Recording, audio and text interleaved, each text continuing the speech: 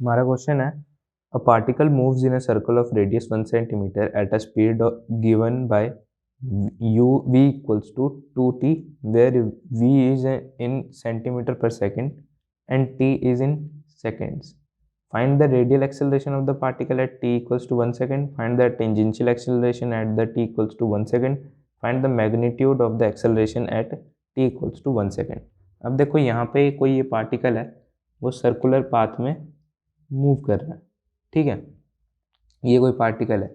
अब देखो जब वो सर्कुलर पाथ में मूव करेगा तो वो सर्कुलर पाथ में मूव क्यों कर रहा है? एक तो या उसे आगे की तरफ फोर्स लग रही है तभी वो आगे जा रहा है, और एक इधर की तरफ फोर्स लग रही है अंदर की तरफ तभी वो सर्कुलर पाथ में घूम पा रहा है, यानी कि वो इसी लाइन पे घूम पा रहा है बार बार। तो इसका मतलब क्या है? हमें पहले बोला कि एक रेडियल एक्सेलरेशन निकालना है। रेडियल एक्सेलरेशन क्या होता है? कुछ नहीं होता। रेडियल एक्सेलरेशन जो होता है वो होता है हमारा सेंट्रीपिटल एक्सेलरेशन, ठीक है। मतलब सेंट्रीपिटल फोर्स की वजह से जो एक्सेलरेशन है वो होता है हमारा रेडियल एक्सेलरेशन, जिसको सेंट्रीपिटल एक्सेलरेशन भी कहा जाता है, ठीक है। तो यहाँ पे अगर हमें गिवन क्या क्या है, रेडियस 1 सेंटीमीटर का है, वेलोसिटी हमें दे रखी है 2t सेंटीमीटर पर सेकेंड। ये वेलोसिटी वो है, वेरिएबल वेलोसिटी है, ठीक है, ये टाइम के साथ चेंज हो रही है। तो फर्स्ट पार्ट में उसने बोला है रेडियल एक्सेलरेशन, तो AC का फॉर्मूला क्या होता है? v स्क्वायर बाय आर, है ना।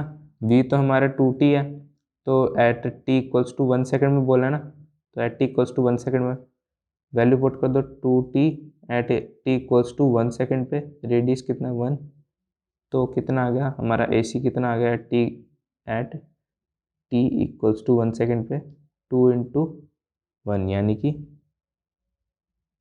2 सेंटीमीटर, सॉरी यहाँ पे स्क्वायर भी था ना, यहाँ स्क्वायर था ये, तो ये स्क्वायर आ जाएगा 4 सेंटीमीटर पर सेकेंड, ठीक है। ये आ गया हमारा रेडियल एक्सेलरेशन। अब उसने अगले पार्ट में बोला टेंजेंशियल एक्सेलरेशन। अब टेंजेंशियल एक्सेलरेशन क्या होता है? वही सिंपल नॉर्मल लीनियर एक्सेलरेशन होता है, बस वो जब सर्कुलर मोशन आता है तो उसे टेंजेंशियल एक्सेलरेशन बोलते हैं, क्योंकि वो टेंजेंट के डायरेक्शन में होता है उसका एक्सेलरेशन, ठीक है। तो टेंजेंशियल एक्सेलरेशन हो गया, इसकी वजह से वो आगे की तरफ मूव कर पा रहा है, ठीक है, सर्कल में इस एक्सेलरेशन की वजह से। तो AT बोल देता हूँ मैं इसे, ठीक है। इसको भी हमें t इक्वल्स टू 1 पे ही निकालना है। ये अब देखो लीनियर एक्सेलरेशन में हमारा एक्सेलरेशन किसके इक्वल होता है? dv/dt के, है ना। dv/dt के इक्वल होता है change in velocity upon change in time.